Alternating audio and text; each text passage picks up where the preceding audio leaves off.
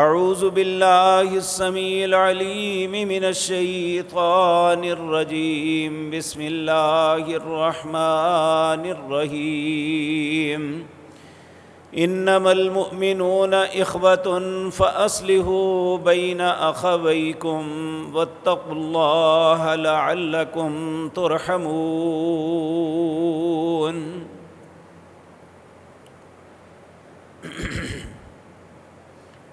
حضرات محترم، آج جو وقت گزر رہا ہے، ہم من حیث القوم ہیں تو مسلمان، لیکن ہمارے دل مختلف ہیں، دلوں میں قدورت ہے، ایک دوسرے کی مخالفت میں انسان جل رہا ہے۔ آج کی مجلس میں یہ بات عرض کرنی ہے کہ ایسا کیوں ہے، اور اللہ رب العزت اپنی پاک کلام قرآن کے اندر اور پیارے نبی جناب محمد الرسول اللہ صلی اللہ علیہ وسلم اپنے فرمان کے اندر ہماری کیا رہنمائی کرتے ہیں کہ ہمیں اپنی زندگی کا اسلوب کیسے بنانا ہے کہ ہم اس فتنے سے بچ جائیں۔ میرے عزیز بھائیو، ایک طالب علم کی حیثیت سے جو بات مجھے کتاب و سنت سے سمجھ آئی ہے وہ میں آپ کے سامنے رکھتا ہوں۔ اگر میں غلطی پہ ہوں تو اللہ مجھے معاف فرمائے، اگر میری بات درست لگے تو مجھے اور آپ کو اپنی اصلاح کرنی چاہیے۔ پیارے نبی جناب محمد الرسول اللہ صلی اللہ علیہ وسلم کے ارشاد ہے، جو آج سے 1450 سال پہلے آپ نے فرمایا تھا۔ آپ نے فرمایا جب مسلمان معاشرہ، مسلمانوں کی مملکت ہو اور مسلمان ہونے کے باوجود وہ اپنے فیصلے کتاب اللہ کے مطابق نہیں کرتے، مسلمانوں کے حاکم کتاب اللہ کے مطابق فیصلے نہیں کرتے، مسلمان اپنے خاندانی معاملات کتاب اللہ کے مطابق حل نہیں کرتے، اس کا نتیجہ کیا نکلے گا؟ اللہ ان کے اندر اختلاف ڈال دے گا۔ ایک ماں باپ کی اولاد ہوگی، آپس میں ایک دوسرے کے دشمن ہوں گے، ایک خاندان سے تعلق ہوگا لیکن ایک دوسرے سے دشمن ہوں گے۔ میرے بھائیو، اسلام تو وہ مذہب ہے، جب نبی کریم صلی اللہ علیہ وسلم مدینہ منورہ گئے، وہاں دو خاندان آباد تھے، ایک اوس اور ایک خزرج، دونوں ہی ایک دوسرے کے جانی دشمن تھے، صدیوں سے ایک دوسرے کو قتل کرتے آ رہے تھے، اور کیفیت یہ تھی کہ ان کے درمیان بھائی چارہ ہونا ناممکن تھا۔ لیکن نبی کریم صلی اللہ علیہ وسلم جب مدینہ منورہ آئے، چھوٹی سی اسلامی مملکت بنی، اسلام کے اصولوں کو نافذ کیا گیا، تو وہی ایک دوسرے کے دشمن، ایک دوسرے کے قاتل، ایک دوسرے کو دیکھ نہ سکنے والے، اللہ ان کے متعلق فرماتا ہے، اے میرے پیغمبر، لو انفقت ما فی الارض جمیعا، اگر کوئی شخص زمین کے سارے خزانے ان دونوں خاندانوں میں بانٹ دیتا، ان میں الفت نہیں ہو سکتی تھی، ان میں آپس میں محبت اور مودت نہیں ہو سکتی تھی، وَلَكِنَّ اللَّهَ أَلَّفَ بَيْنَ قُلُوبِهِمْ، اللہ وہ ذات پاک ہے جن نے ان کے دلوں میں محبت ڈال دی۔ وہی اوس جو خزرج کے کسی شخص کو اپنے سامنے برداشت نہیں کر سکتے تھے، وہ خزرج کے لوگ جو کسی اوسی کو پسند نہیں کرتے تھے، اب وہ ایک دوسرے سے محبت کرنے لگے، ایک دوسرے سے رشتہ داریاں بن گئیں، ایک دوسرے پہ جان نثار کرنے لگے۔ اس کا سبب کیا بنا؟ پیارے نبی جناب محمد الرسول اللہ صلی اللہ علیہ وسلم نے ان میں فیصلے کتاب اللہ کے مطابق کرنے شروع کر دیے۔ یاد رکھیں، آج میں اور آپ، ہماری کیفیت یہ ہے کہ ہم اچھے مسلمان ہونے کے باوجود جہاں اسلام کا حکم ہمارے مفادات سے ٹکراتا ہے ہم انکار کر دیتے ہیں۔ میرے عزیز بھائیو، یہی ہماری زندگی کا نقص ہے جس نے ہمیں پارا پارا کر دیا ہے۔ اگر ہم سیاسی اعتبار سے تب بھی ہم متفرق ہیں، اگر مذہب دیکھ لیں تب بھی متفرق ہیں، اگر زمانے قومیں دیکھ لیں تب بھی ہمارے دلوں میں بغض ہے، حتیٰ کہ ایک شخص جس کی پہچان صرف اس کی برادری ہے، اللہ رب العزت نے فرمایا یا ایھا الناس انا خلقناکم من ذکر و انثی وجعلناکم شعوبا وقبائل، لوگو تم ایک ہی ماں باپ کی اولاد ہو، انا خلقناکم من ذکر و انثی وجعلناکم شعوبا وقبائل، یہ تمہیں مختلف برادریوں میں یہ بانٹا ہے لتعارفوا، صرف تمہاری پہچان کے لیے ہے۔ ہم نے ہر برادری کے اندر کوئی نقص ہم اپنے آپ میں صفات بیان کرتے ہیں، دوسروں کی برادریوں میں نقص نکالتے ہیں اور یہ نفرت کی بنیاد کھڑی کرتے ہیں۔ اللہ رب العزت نے اس کو نہیں فرمایا، بلکہ کہا میری نظروں میں صاحب عزت وہ ہے ان اکرمکم عند اللہ اتقاکم، اللہ کے نزدیک صاحب عزت وہ ہے، اس کا تعلق کسی بھی برادری سے ہے، کسی بھی قوم سے ہے، کسی بھی زبان سے ہے، اللہ یہ نہیں دیکھتے۔ ان اکرمکم عند اللہ اتقاکم، اللہ کے نزدیک صاحب عزت وہ ہے جس کے دل میں تقویٰ ہوگا۔ اب اگر ہم اللہ کی نظروں میں صاحب عزت بننا چاہتے ہیں تو ہمارے پاس تقوی کی نعمت ہونی چاہیے۔ دوسری بات جو ایک طالب علم کی حیثیت سے مجھے سمجھ آئی وہ یہ ہے کہ مسلمان جب نماز باجماعت پڑھتے ہیں، یہ صف میں کھڑے ہوتے ہیں، پیارے نبی کا یہ فرمان میرے سامنے آتا ہے تو مجھے اپنے آپ میں شرمندگی محسوس ہوتی ہے۔ آپ نے زندگی کی کوئی بھی نماز ایسی نہیں ہے جب مؤذن اقامت کہتا، تکبیر جسے ہم کہتے ہیں تکبیر ادا کرتا، نبی کریم لوگوں کی طرف مخاطب ہو کے کہتے سووا صفوفکم، لوگوں صفے درست کر لو، وسد الخلل، درمیان کے رخنے بند کر دو۔ ایک حدیث میں آتا ہے تقاربو، ایک دوسرے کے قریب ہو جاؤ۔ حضرت انس بن مالک رضی اللہ تعالی عنہ کہتے ہیں جب رسول اللہ یہ ہمیں فرماتے، ہم میں سے ہر شخص اس کا قدم دوسرے قدم کے ساتھ، اس کا کندھا دوسرے کے کندھے کے ساتھ ملا ہوتا۔ آج مسلمان اس بات پہ نفرت کرتا ہے کہ میرا پاؤں کسی کے ساتھ کیوں ملے، میرا کندھا کسی کے ساتھ کیوں ملے، کوئی یعنی یہ بات بھی تفریق کا بنیاد بنا لی، جبکہ رسول اللہ کی یہ فرمان جب میرے سامنے آتا ہے تو میں کانپ جاتا ہوں کہ ایک مسلمان کو کیا ہو گیا۔ اس کے نبی نے کہا کہ جب تم آپس میں ملنا چھوڑ دو گے اللہ تمہارے درمیان تفریق ڈال دے گا، نفرت ڈال دے گا۔ ایک حدیث میں آتا ہے اللہ تمہارے چہروں کو پلٹا دے گا۔ پلٹانے کا کیا مطلب؟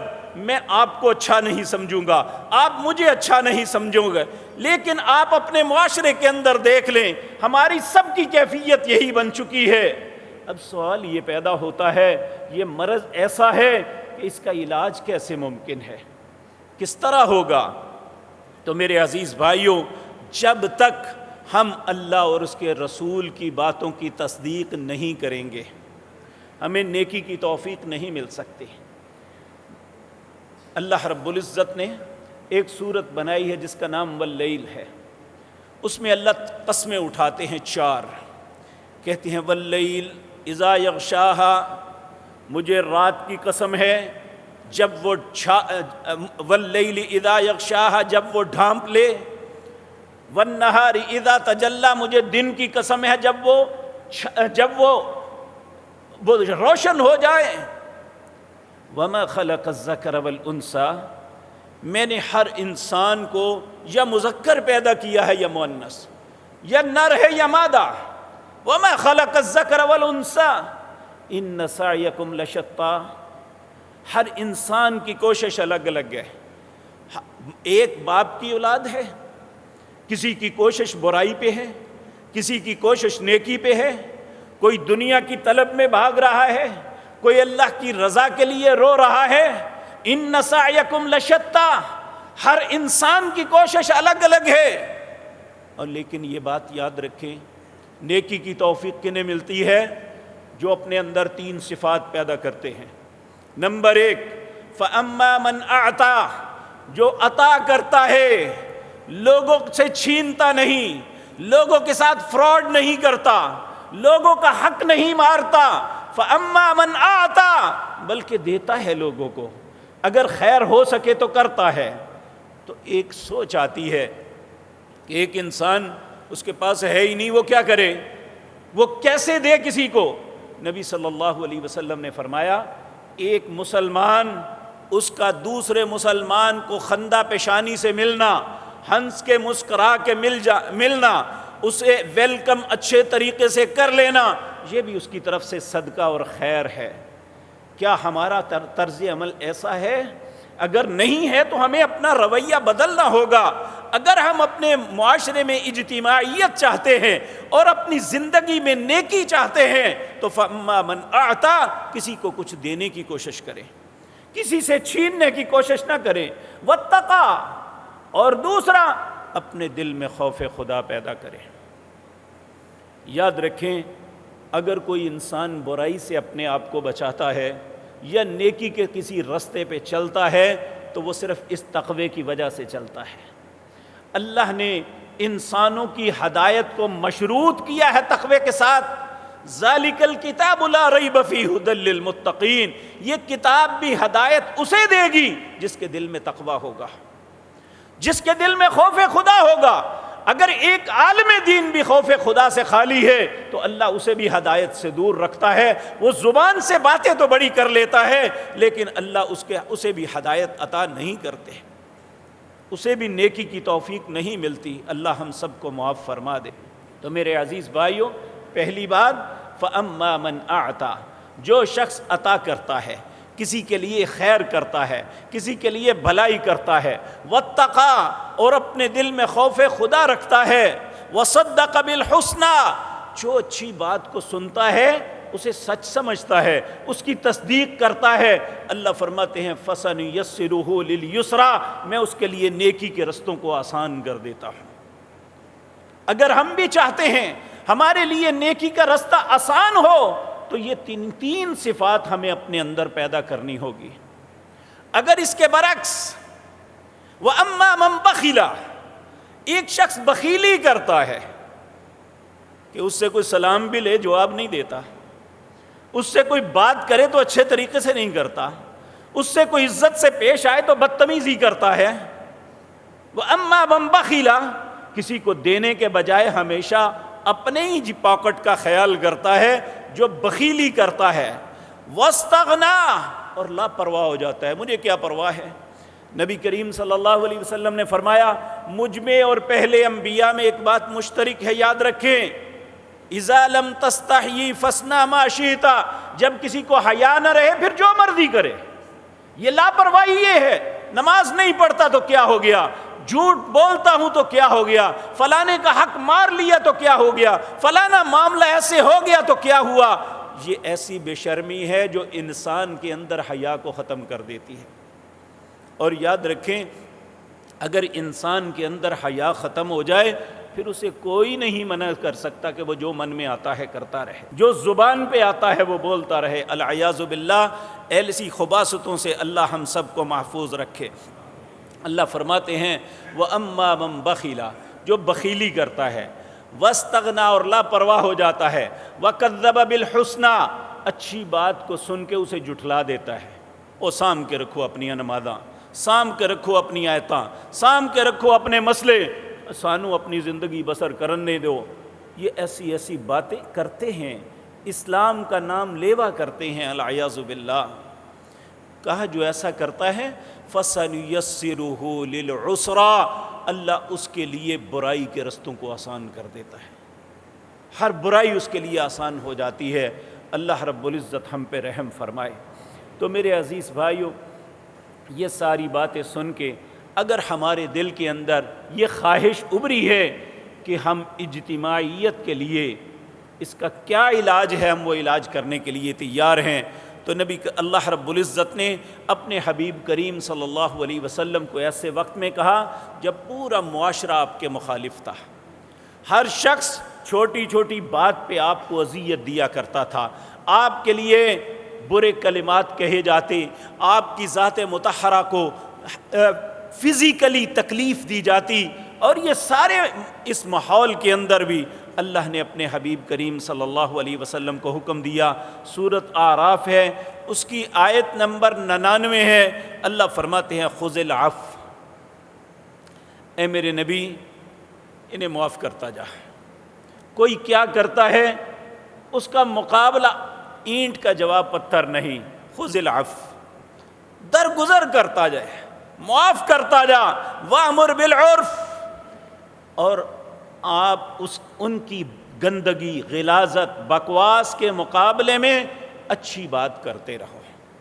خذ العفو وامر بالعرف واعرض عن الجاہلین، اگر کوئی جہالت میں آپ کے ساتھ بولتا ہے تو آپ درگزر فرمائیے، اعراض فرمائیے، کیونکہ اللہ نے اپنے بندوں کی نشانی یہ فرمائی وعباد الرحمن الذین یمشون علی الارض حونا واذا خاطبهم الجاہلون قالوا سلاما، اللہ کہتے ہیں میرے بندے وہ ہیں، وعباد الرحمن، عباد الرحمن کون ہیں؟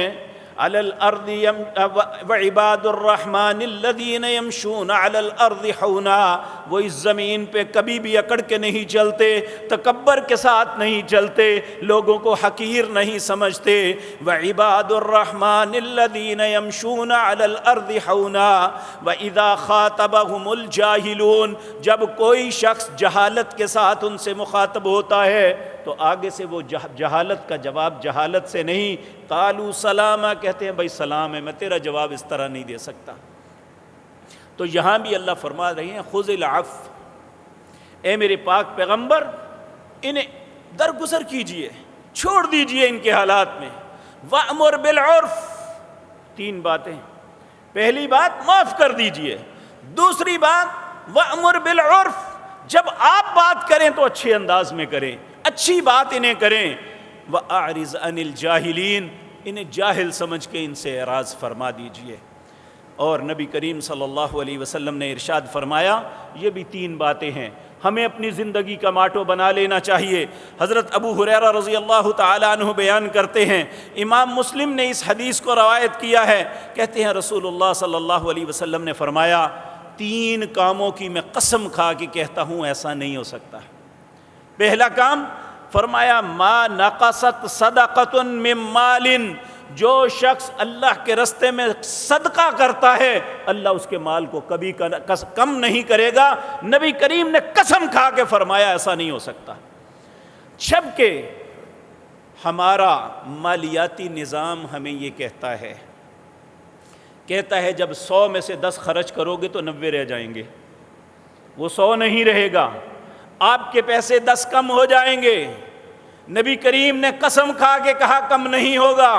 اور میرے رب نے سورۃ بقرہ میں فرمایا مثل الذین ينفقون اموالهم فی سبیل اللہ کمثل حبۃ انبتت 7 سنابل فی کل سنبلۃ 100 حبہ، اللہ کے رستے میں خرچ کرنے والے کی مثال یہ ہے جس طرح کسان ایک دانہ بوتا ہے، اس سے ایک پودا نکلتا ہے، اس پہ 7 بالیاں نکلتی ہیں اور 7 سٹے لگتے ہیں، ہر سٹے پہ 100 دانہ ہوتا ہے۔ اگر تم ایک دانہ بوتے ہو اس کے مقابلے میں اللہ 100 دے دیتے ہیں، حالانکہ وہ دانہ جو ہے زمین میں پھٹ جاتا ہے اور اس کی حیثیت ختم ہو جاتی ہے، بظاہر آپ کی نظروں میں وہ ضائع ہو گیا۔ اللہ فرماتے ہیں ان اللہ فالق الحب والنوا یخرج الحی من المیت، دانے کو پھاڑنے والا اللہ ہے۔ ان اللہ فالق الحب والنوا، وہ زمین کو پھاڑ کے پودا باہر نکلتا ہے اور زمین کی سختیوں کی کوئی پرواہ نہیں کرتا۔ اللہ کہتا ہے یہ سب کچھ میں کرتا ہوں۔ تو اللہ کہتا ہے کہ یہ کبھی نہیں ہو سکتا۔ رسول اللہ نے قسم کھا کے کہی ما نقصت صدقۃ من مال، کوئی شخص یہ نہ سمجھے اگر وہ اللہ کے رستے میں کوئی خرچ کرتا ہے تو اس کا مال کم ہو جائے گا. وما زاد اللہ عبدا بعفو الا عزا، اور جو شخص معاف کر دیتا ہے اللہ اس کی عزت میں اضافہ کر دیتا ہے. معاف کر کے دیکھیں، ہمارے دل میں معافی ہے ہی نہیں. ہمارے ایک بزرگ عالم دین ہیں لاہور، پنجاب یونیورسٹی کے ڈین ہیں. ایک دن انہوں نے بڑا خوبصورت کہتے ہیں، ہمارے استاد نے ہمیں بات کہی کہ جب گھر سے باہر نکلو نا، اپنی پاکٹ میں 2 معافیاں ڈال کے نکلو. ایک وہ معافی ہے اگر آپ سے کوئی زیادتی کرتا ہے، غلط کرتا ہے، آپ اسے معاف کر دیں. دوسری معافی وہ ہونی چاہیے اگر آپ سے کسی سے زیادتی ہوئی ہے تو آپ معافی مانگ لیں، آپ کی زندگی آسان ہو جائے گی. اور یقین جانیے کبھی معاف کر کے دیکھیں، اللہ رب العزت جو ہے اس انسان کی عزت میں اضافہ کرتے ہیں، اسے کبھی ذلت نہیں ملتی. ہم عموماً شیطان ہمیں یہ بہکاتا ہے، کہتا ہے لو جی اتنا کچھ ہو گیا، اتنی اس نے مجھے گالیاں دی، اتنا یہ کچھ ہوا کہ اب میں معاف کر دوں، میرے پلے کیا ہے، اس نے تو مجھے ذلیل کر دیا. حالانکہ ایسا نہیں. اگر اس کی ساری خباثتوں پہ انسان معاف کر دیتا ہے، وہ ساری زندگی اس کی آنکھیں نہیں اٹھتی. اگر وہ مقابلہ کرے گا تو وہ بھی مقابلہ کرے گا، لیکن جو اللہ کی بات مان لے گا وہ شرمندہ ساری زندگی رہے گا اور اللہ اس کی عزت میں اضافہ کرے گا. تو اسی طرح فرمایا جو شخص عاجزی اختیار کرتا ہے، ہم سمجھتے ہیں کہ ہم معاشرے میں بہت زیادہ آکڑ کھاؤں گے تو ہماری عزت ہوگی. اللہ فرماتے ہیں نہیں. وما تواضع، رسول اللہ نے فرمایا صلی اللہ علیہ وسلم، وما تواضع احد للہ، جو اللہ کے لیے عاجزی اختیار کرتا ہے کہ میرے رب کی عزت سب سے بڑی ہے، میں اس کا ایک حقیر سا بندہ ہوں، اور وہ لوگوں کو اپنے آپ سے بہتر کہتا ہے کہ آپ مجھ سے بہتر، میں گناہ گار ہوں، آپ مجھ سے اچھے ہیں، میں آپ سے معمولی ہوں. تو اللہ رب العزت فرماتے ہیں رسول اللہ نے فرمایا الا رفعہ اللہ، اللہ ایسے شخص کو ضرور عزت دیں گے، اسے بلند کریں گے. یہ قسم کھا کے رسول اللہ نے فرمایا. اب آپ دیکھ لیں، میں بھی اور آپ بھی، کہنے والا ہے یا سننے والے، یہ تینوں باتیں رسول اللہ نے قسم کھا کے کہی، کیا ہم ان پہ یقین کرتے ہیں یا ان پہ عمل ہے ہمارا؟ اگر ہم عمل کریں گے تو یقین جانیے یہ اجتماعیت پیدا ہوگی، معاشرے میں پیار اور محبت بنے گی، ہم ایک دوسرے کے قریب آئیں گے، ہم ایک دوسرے سے محبت کرنے والے بنیں گے، ایک دوسرے کے غم خوار ہوں گے. لیکن اس کے لیے شرط یہ ہے، ہم چھوٹے چھوٹے تھے تو ایک سودا بیچنے والا آواز لگایا کرتا تھا کہ اگر کوئی انسان اسے چکھے گا تو اس کے مزے کا علم ہوگا، جو چکھے گا نہیں اسے کیا بتائیے کیا چیز ہے.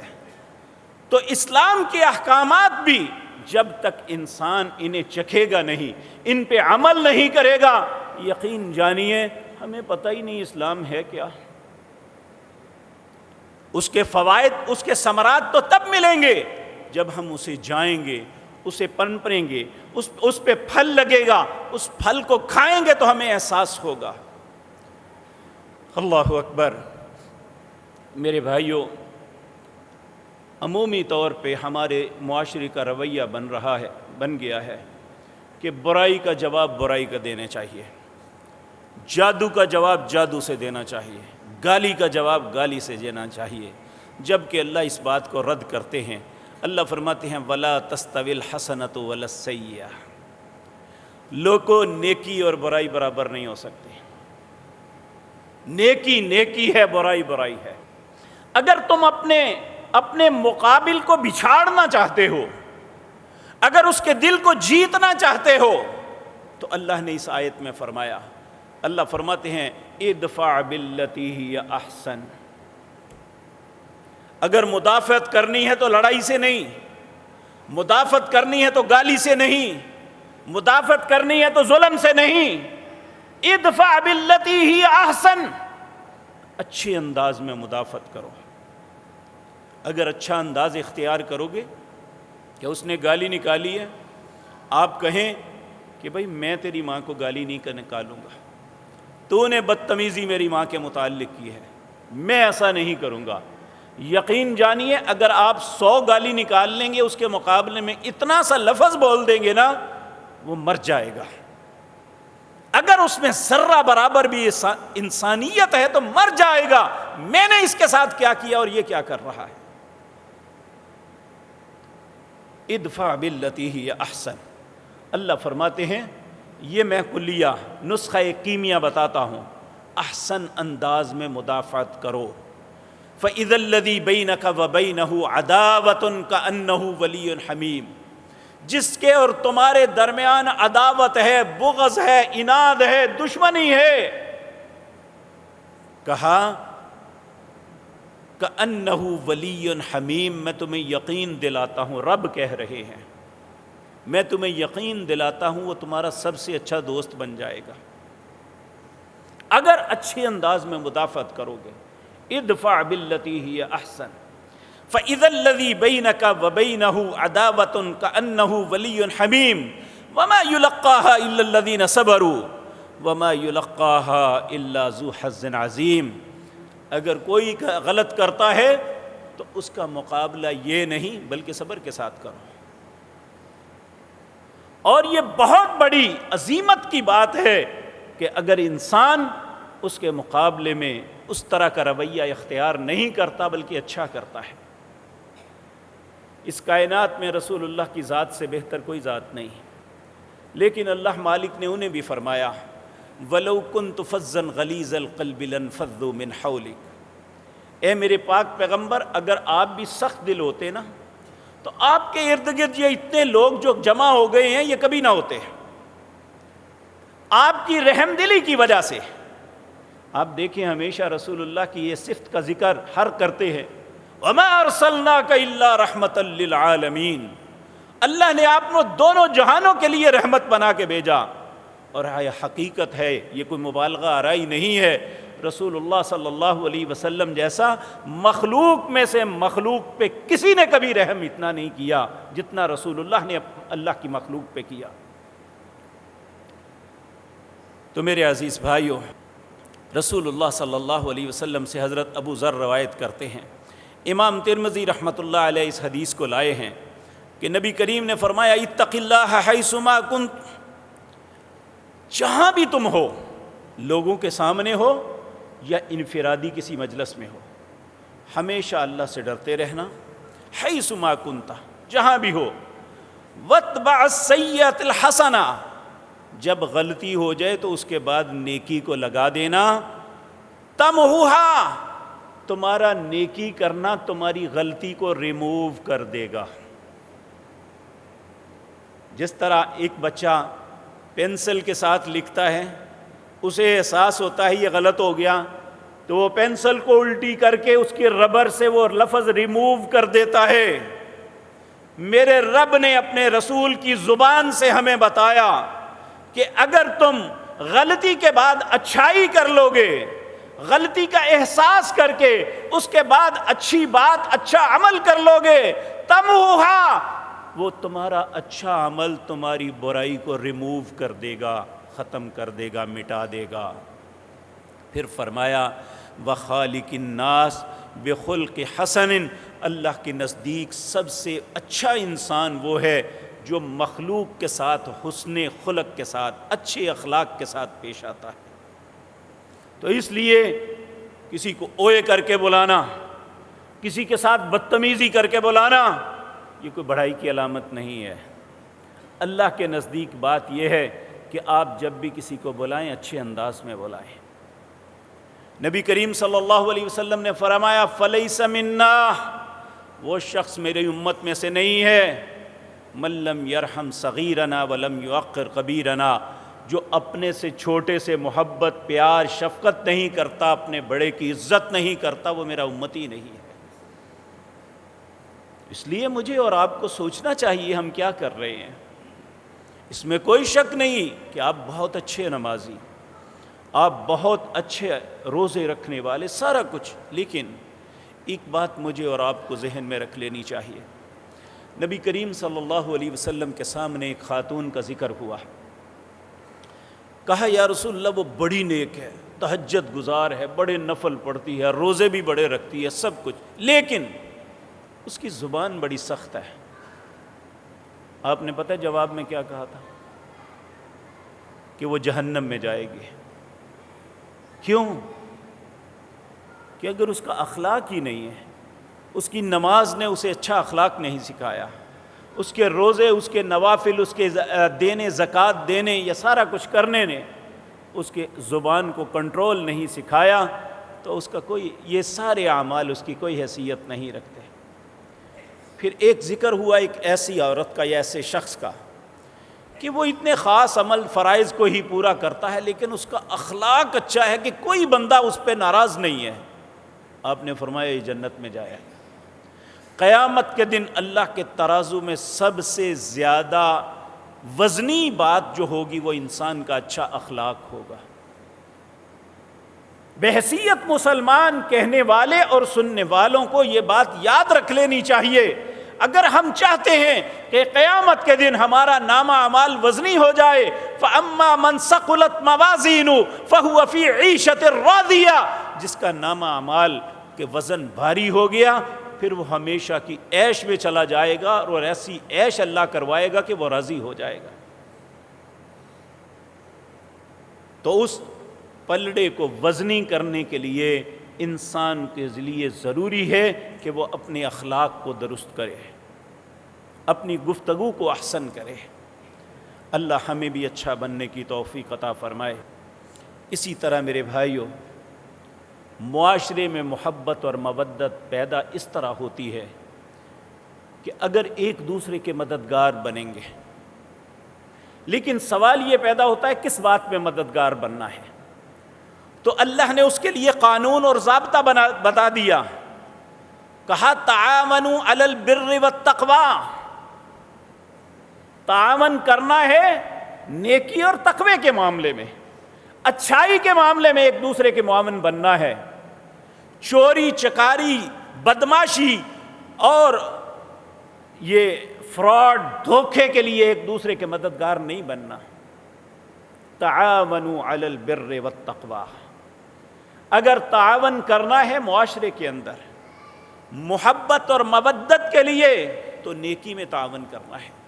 تعاونوا علی البر والتقوی ولا تعاونوا علی الاثم والعدوان، برائی اور گناہ کے کام میں کبھی کسی کے ساتھ تعاون نہ کرنا۔ اور یہ بات یاد رکھیں، بعض اوقات انسان کسی برے انسان کی سفارش کر دیتا ہے کہ چلو یار پھر کیا ہوا، چھوڑ دو۔ اللہ رب العزت نے یہ ارشاد فرمایا اپنی پاک کلام کے اندر، مَن یشفع شفاعۃ سیئۃ یکن لہ کفل منہا، جو کسی برے انسان کی اس کی برائی میں سفارش کرتا ہے وہ بھی اس کا اتنا ہی حصے دار بن جاتا ہے جتنا برائی کرنے والا ہے۔ اور اس کے برعکس اگر کوئی انسان، اس نے نیکی نہیں کی لیکن نیکی کے کام میں دوسرے سے سفارش کر دی کہ یہ غریب آدمی آپ اسے دے دیں، آپ پہ اعتماد کر کے وہ دے دیتا ہے، تو وہ من یشفع شفاعۃ حسنۃ یکن لہ نصیب منہا، اللہ کہتا ہے اس نے نیکی کی سفارش کی ہے، میں اسے بھی پورا حصہ دوں گا۔ تو اللہ رب العزت نیکی میں تعاون کا حکم دیتے ہیں، تعاونوا علی البر والتقوی ولا تعاونوا علی الاثم والعدوان، برائی کے کام میں تعاون نہیں کرنا، اور اس معاملے میں واتقوا اللہ، اللہ سے ڈر جانا، ان اللہ شدید العقاب، اللہ کا انتقام بڑا سخت ہے۔ اگر ہم برائی کے کام میں تعاون کریں گے تو اللہ کا انتقام ہے، اگر نیکی کے کام میں تعاون نہیں کریں گے تو اللہ کا انتقام ہے۔ ہمیں اللہ کے انتقام سے ڈرنا چاہیے۔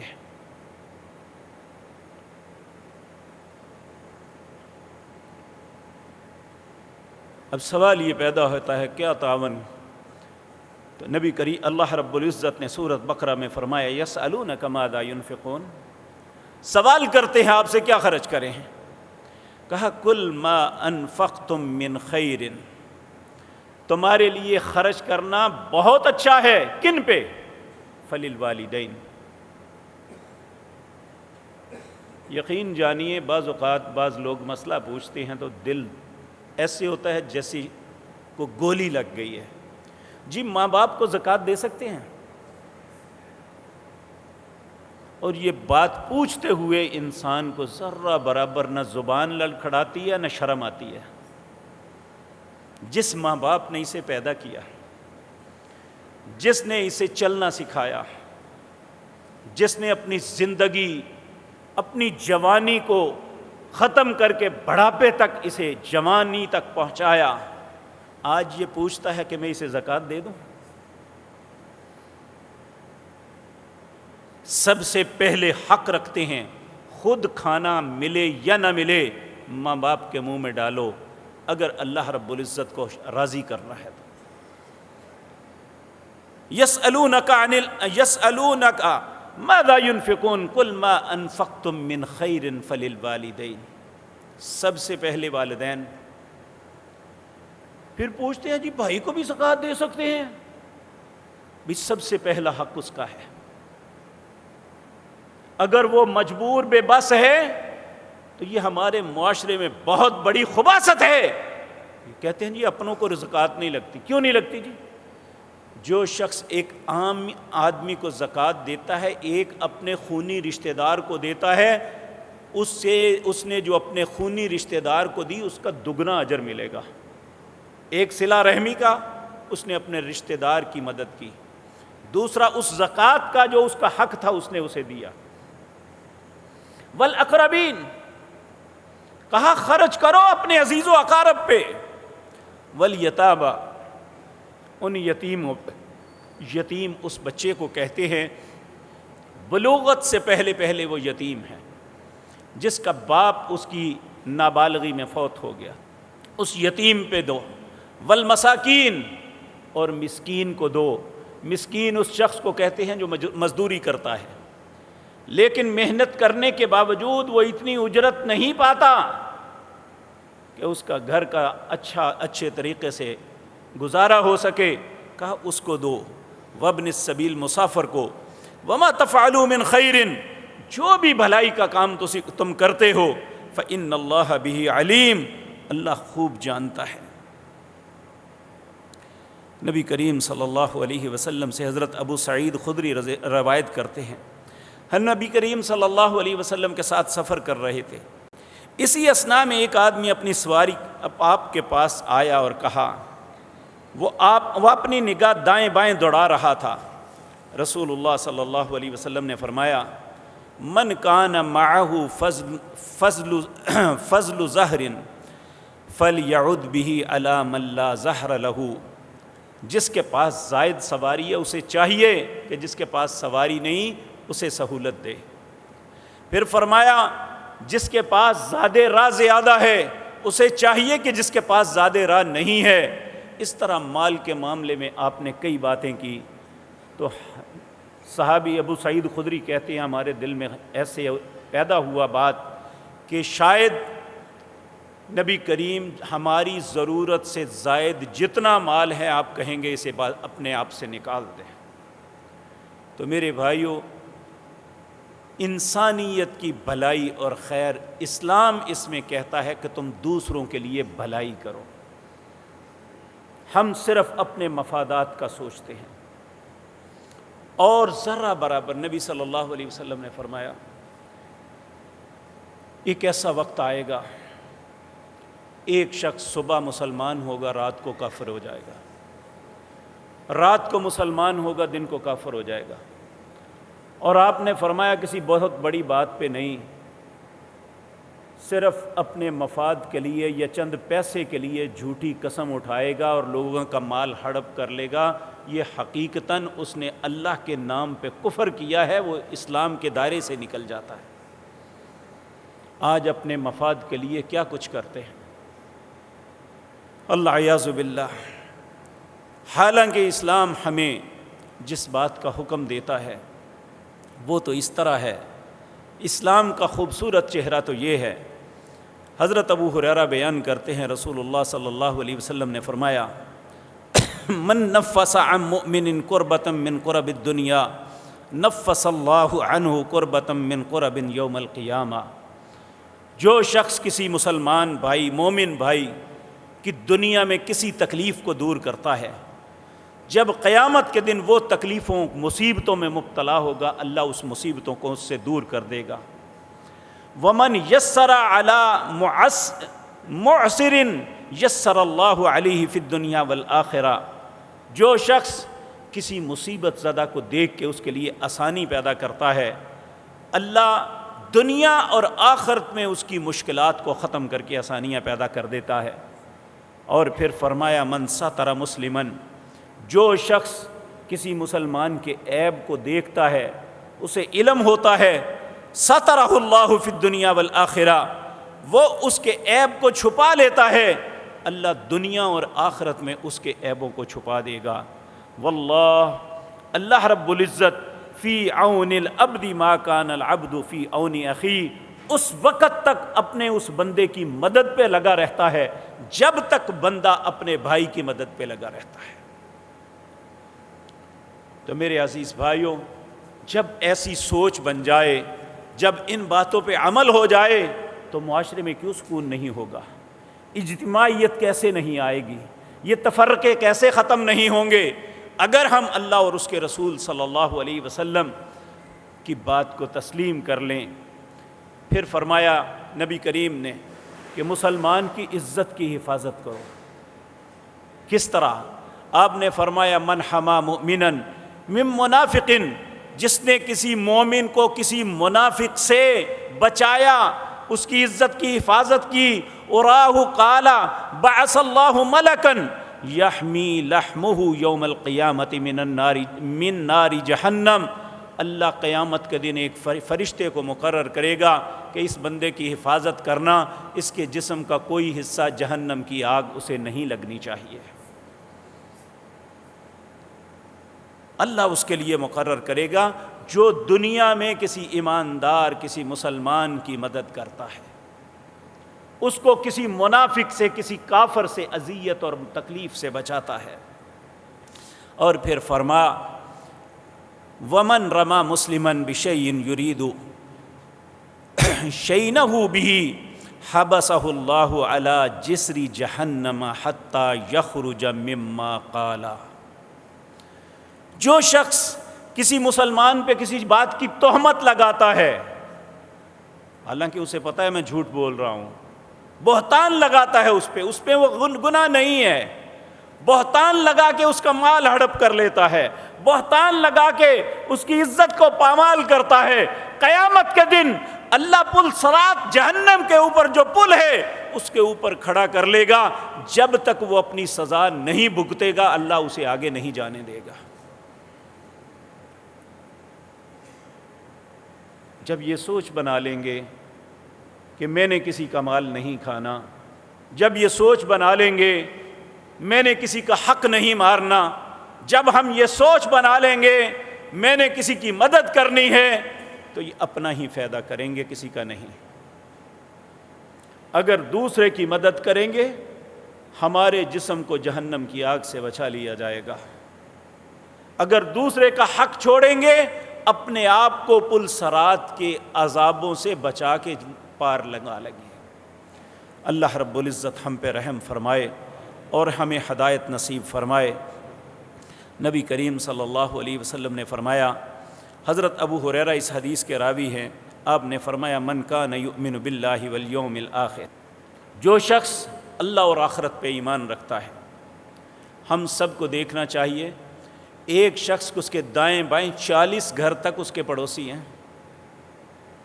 ایک شخص، اب اندازہ کرے اگر کوئی شخص اپنی اچھائی معلوم کرنا چاہتا ہے نا، اس کے گھر والوں سے پوچھا جائے، اس کی اولاد سے پوچھا جائے تمہارا باپ کیسا ہے، اس کی بیوی کو پوچھا جائے تیرا صاحب کیسا ہے، اس کے پڑوسی کو پوچھا جائے تمہارا پڑوسی کیسا ہے، اگر وہ اس بات کی تصدیق کریں تو وہ اچھا ہے، وگرنہ اپنی ذات میں تو ہم سارے ہی اچھے ہیں۔ تو میرے بھائیو، نبی کریم نے فرمایا من کان یؤمن باللہ والیوم الآخر، جو شخص اللہ اور آخرت پہ ایمان رکھتا ہے فلا یؤذی جارہ، اسے چاہیے کہ وہ اپنے پڑوسی کو اذیت نہ دے، تکلیف نہ دے۔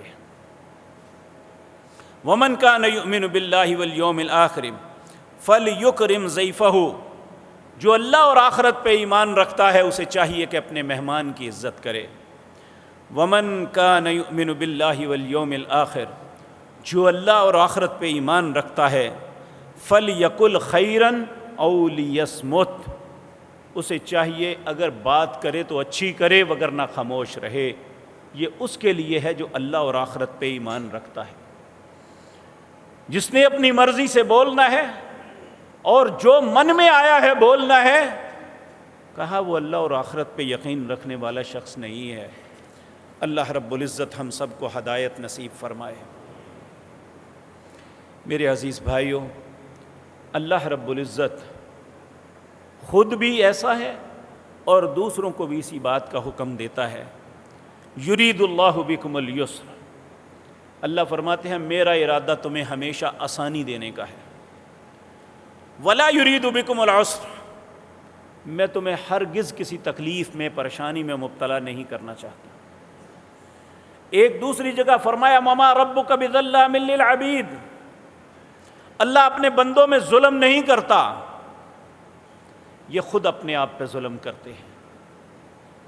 نبی کریم صلی اللہ علیہ وسلم حضرت ابو موسیٰ اشعری رضی اللہ تعالیٰ عنہ فرماتے ہیں، اپنے ساتھیوں میں سے کسی کو ذمہ داری سونپتے ہیں کہ فلاں ذمہ داری فلاں منصب تمہیں دیتا ہوں یا فلاں ذمہ داری تمہیں دیتا ہوں، جاؤ اس ذمہ داری کو پورا کرو۔ ساتھ آپ 4 چیزوں کی نصیحت فرماتے ہیں۔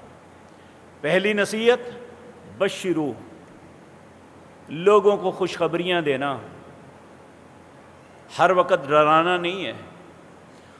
ولا تنفرو، ایسا کام نہ کرنا جس میں نفرت پیدا ہو۔